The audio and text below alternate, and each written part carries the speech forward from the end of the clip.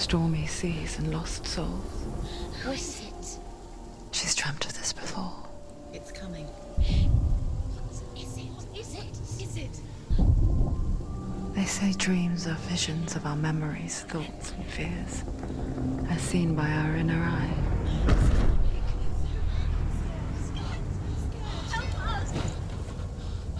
But what if each one of us is always dreaming, even when awake? And we only see what our inner eye creates for us. Is this what hell is? A world shaped by Senua's nightmares. Maybe that's why people fear seeing the world through her eyes. Yes, she's scared. Because if you believe that Senua's reality is twisted, you must accept that yours might be too.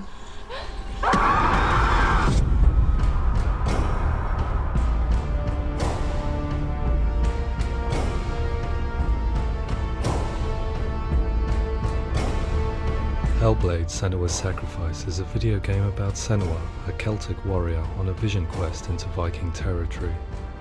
But what sets our hero Senua apart is that she suffers from severe psychotic mental illness. He knows she's getting closer.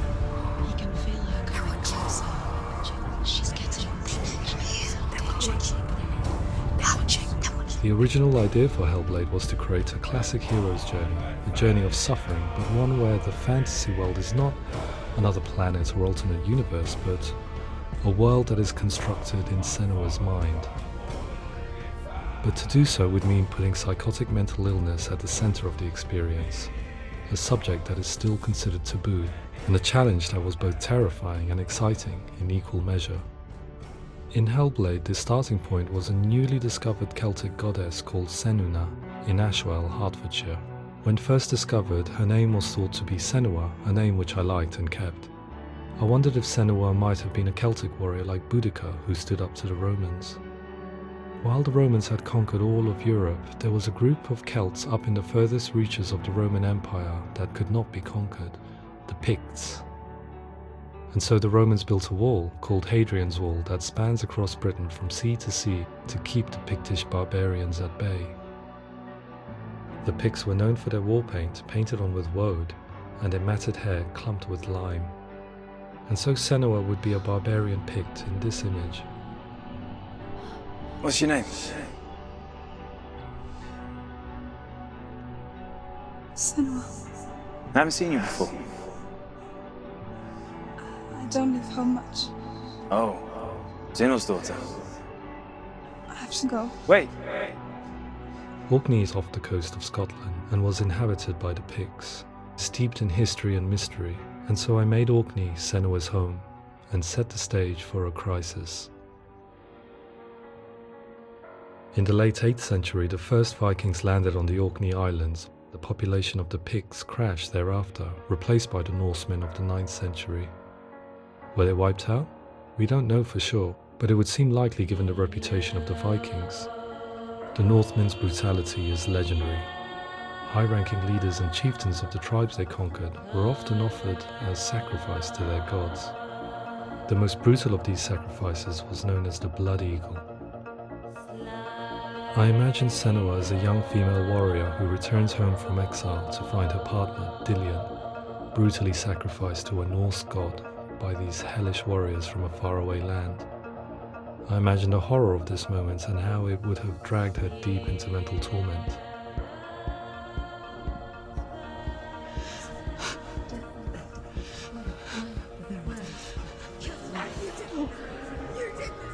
No!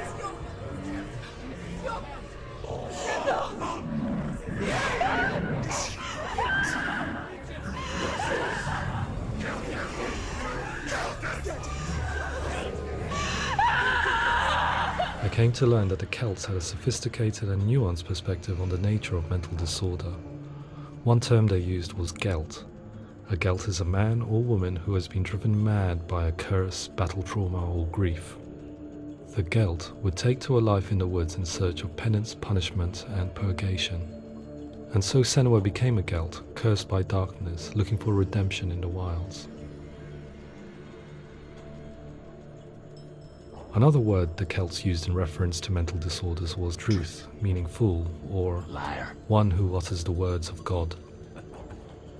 They tell of the mad sinner who flees battle into exile and takes on a beastly nature, growing feathers on his body.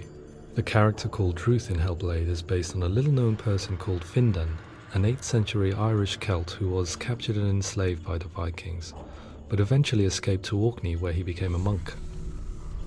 I will tell you my stories of hell, if I may walk with you. Upon meeting Senua, it would be his stories that fuel her quest deep into their world of gods. The Northmen say the world will come to an end. The sun will grow black, the earth will sink into the sea, the stars will disappear, fire and water will meet, flames will play against the sky, the heavens and earth and all the world will be burned, all the gods will be dead, and the warriors of Valhalla and people everywhere. Senua, prepare yourself for Ragnarok, for it is nigh. So the stage was set for a new adventure, a journey into the Norse underworld called Hell, a vision quest fueled by madness and myth, a fantasy that was created by Senua's own mind, and one that we would experience through her eyes. This is your mission. This is your quest. There is nothing else left. To make a game about a warrior with psychotic mental illness as its central theme was fraught with danger. Mental illness such as psychosis is still taboo and rarely acknowledged in a century of cinema, never mind the new medium of games. Where it does feature, it often conflates psychosis and psychopathy associated with a lack of empathy. It is unfortunate that these two words sound so similar that they are used interchangeably in media. I must admit that I didn't have to look very far to discover my own ignorance of the subject. So we reached out to Paul Fletcher, psychiatrist and professor of health neuroscience at University of Cambridge. Psychosis is a descriptive term, and it refers to having a loss of contact with objective reality. So it's characterized by two main sets of symptoms. One of them is hallucinations, where somebody experiences perceptions when there is no actual objective thing out there to perceive. You're already dead. Who are you? And the other is delusions, where somebody comes to very often bizarre, unpleasant, frightening beliefs when there's no good evidence in favor of them. There's no doubt about it. The source of the darkness is in Helheim, and the goddess Hela holds his soul there. We reached out to Welcome, a biomedical research charity that spends billions on research and awareness programs aimed at improving health. Mental health hasn't always been presented in the media in a way that is particularly helpful. It can be challenging to engage people with the subject matter, and there are a lot of preconceived ideas about mental health, and particularly schizophrenia and psychosis. So we hope our support allows the team to continue to collaborate with Paul Fletcher and with those who have experience of psychosis to create a game that provides a fresh perspective on the condition and allows audiences to engage with it in a way that just wouldn't be possible in any other medium. What started out as a brief consultation convinced me that we were only scratching the surface of an immensely deep and interesting subject that could enrich and change the very nature of the game. That's cool. Thanks so much for coming. Pleasure. Thanks. It's really interesting for me. I'd love to be involved. It's fascinating. Absolutely. Our understanding of psychosis is still very much a mystery, and ways of treating it are still primitive compared to physical illness. After all, it is easy to see the pain and suffering caused by physical diseases or physical trauma. It is not so easy to see the mental suffering and trauma of severe mental illness. But what if we could find a way to see it? Games are capable of drawing you in for hours on end, playing the role of a character who is different from you, experiencing their perspective, and actively involving you in a world that functions with a different set of rules. That voice is not a kind voice. That voice calls you to your death. It's an evil voice. If we were to represent Senua's psychosis, we would have to simulate voice hearing, a common attribute. But how can we simulate something we have no first-hand experience of? Professor Charles Fernyhough, a leading expert in voice hearing from Durham University, offered his help. Hearing voices is an experience that is usually associated with severe mental illness, and crucially we know that hearing voices is a part of ordinary life for many people who don't meet the criteria for mental illness. Yeah. Oh, that's not him in real life. We know voices vary according to where they appear in space. Voices can appear far away in the distance, they can appear right there in your ear, they can seem to be coming from inside your head. Based on the information Professor Fernie Ho provided, I put together a sound brief and invited some actors to the studio. We recorded the actors using a binaural microphone, which records the 3D spatial position of sound, replicating the way sound is heard by human ears. It gives you an incredible sense that the person you are listening to is right there beside you. Can't see how she's going.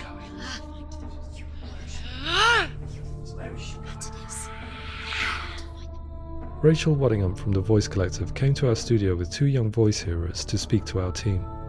We talked at length about their experiences and they listened to our tests, giving us feedback on how we could improve on it. Everyone hates her. She's cursed. It's very hard to represent what this experience is like, partly because it's such a personal, intense, emotional experience. It's testament to how Ninja Theory have been listening to what the researchers are saying, but also crucially listening to the experts by experience. What they've come up with is so compelling. It's by far the best representation I've heard of what these experiences are like.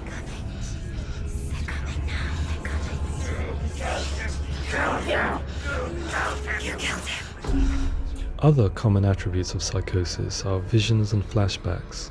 We met with Recovery College East, who work with and care for people recovering from severe mental disorders.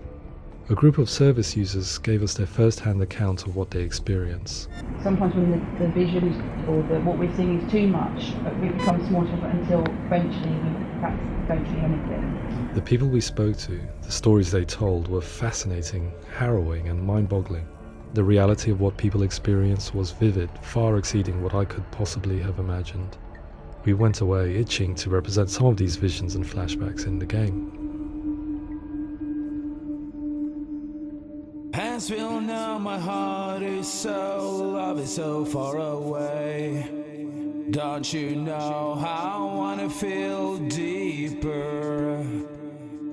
I could never know how you grow, all these days are killing me. Now I see deep in me insanity does unfold.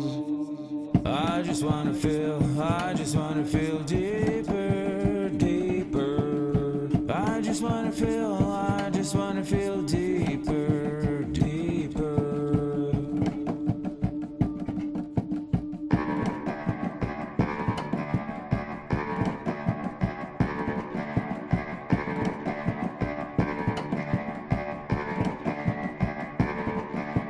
As we all know, my heart is so, love is so far away. Don't you know how I wanna feel deeper? I could never know how you grow, all these days are killing me. Feel like this, read like this, I just wanna live that song. I just wanna feel deeper, deeper. I just wanna feel deeper, deeper.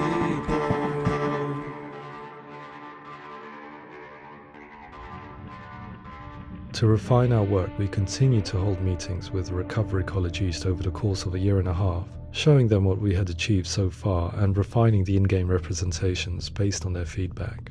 With their help, flashbacks, visions and changes in perception were woven into the story and gameplay of Senua. The students that are involved in this project are incredibly excited about being involved. They have described the experience as being important because it values their lived experience and shows that despite what we have been through, all of that experience becomes valid, that actually it's something that we should all be talking about. The experiences described range from beautiful to frightening beyond comprehension.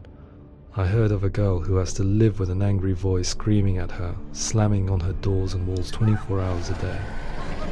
I met someone who would often see hanging corpses in a room, so real that she would sometimes try to rescue them. The panic and fear that comes with such visions is entirely understandable, and it can be a living horror for some. Worthless, weak, pathetic. Go on, feel sorry for yourself, because there is no one left to do that for you. I was urged by one fellow that we should not shy away from showing this horror, and so I was perpetually torn in making Hellblade. Had we gone too far with our representations or not far enough? broken and lost. Just like your sword. Come on.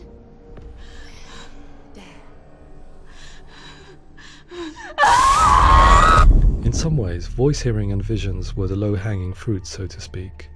There's another aspect of psychosis that is much harder to explain, but one that I think video games are uniquely able to represent, which are often called delusions. People begin to see patterns in the world. They begin to link things that most people wouldn't link.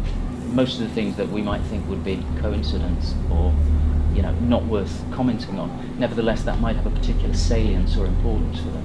One individual described how everyday words, sounds, colours and objects were steeped in meaning to him, forming a strange and sinister puzzle that he was determined to solve but could not quite get to the bottom of. It's not just brain dysfunction, it's not like the system shut down. It's actually an incredibly creative process. The person creates a world populated with voices and phantasms and terrors, and they're completely immersed in it. They believe in it. We often invite people into the studio to play the game. In one of our playtests, they played through much of the game, making associations between runes, secret messages, and the threat of darkness that stalked them.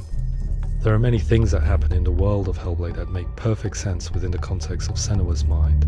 The dark rot that's killing her slowly from within, the secret runes of the gods that block her path to Helheim, and strange associations that exist in the game to confuse you.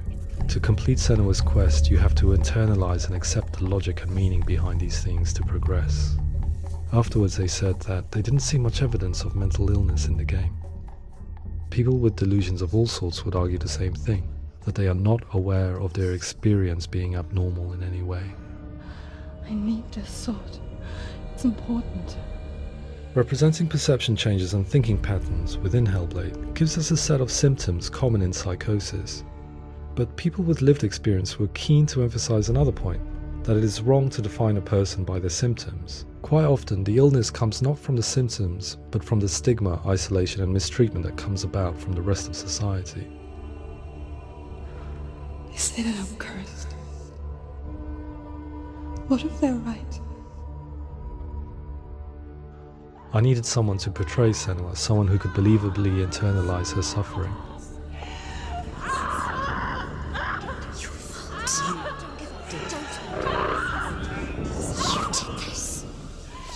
Melina Jurgens, our video editor, had been a stand-in for Senua over a few months while we perfected our motion capture techniques. Without realizing it, she had already auditioned for the role, and I knew her well enough to know that I didn't have to teach her to act, but to relive her own internal pain. As often is the case, those who have suffered mental anguish are never far from us.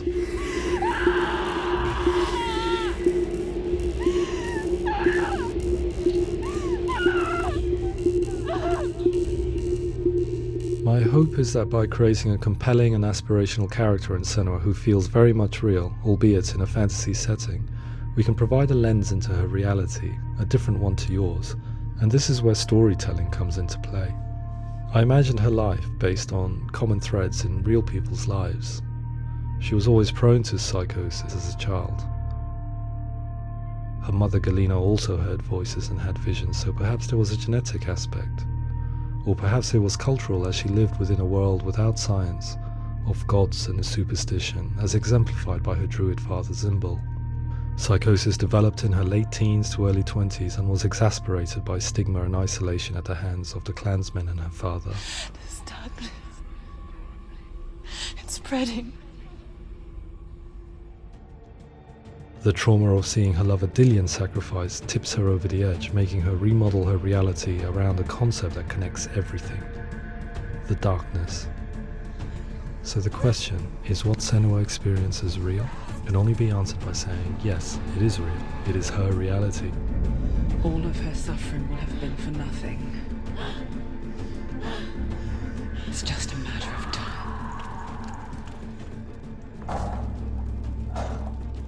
Towards the end of the project, service users and professionals that had collaborated with us were invited to see the near-final game. It was a chance to see if the game had reflected their views or if it had misrepresented them. For me, being involved in especially developing Senua's character has been really important, and being able to bring in my perspective and what I see and what I hear, and having that built into the game has been a real privilege. It's gritty and it's meaty, and there are some tough subjects in there that are being tackled with honesty.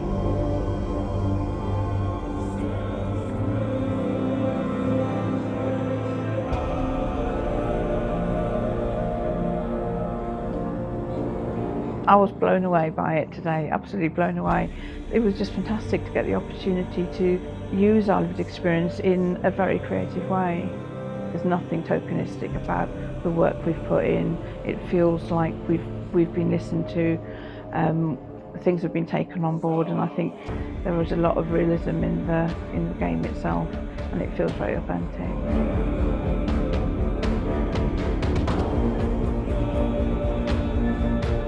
Hellblade will give people a good experience of what it's like to hear voices and have those experiences. I'm glad that the guys at Ninja Theory have asked us to come along and help them build an experience that's positive when it comes out, and get myself a copy and have a go.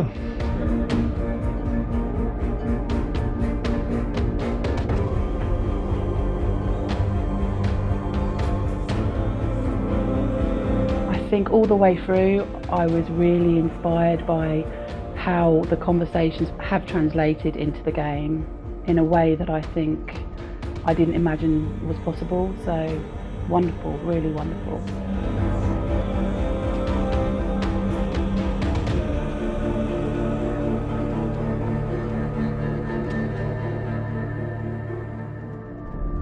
I really hope that others will follow the lead they've set and use the power of something like a video game to change people's perceptions, to increase understanding, and ultimately to make some of the stigma around voice hearing and other experiences go away.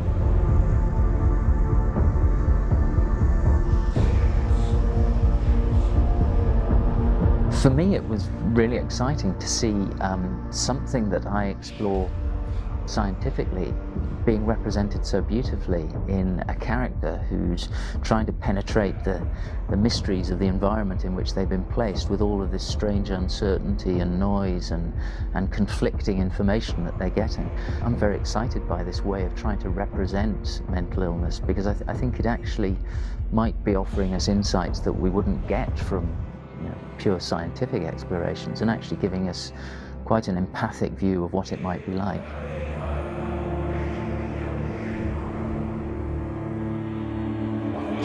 Mental illness has been with us for as long as we have been on this planet, but why? Why hasn't evolution stamped out this weakness from within our gene pool? I often pondered this question until I realized that the question had an inbuilt flaw. It assumes that being and thinking differently is a weakness.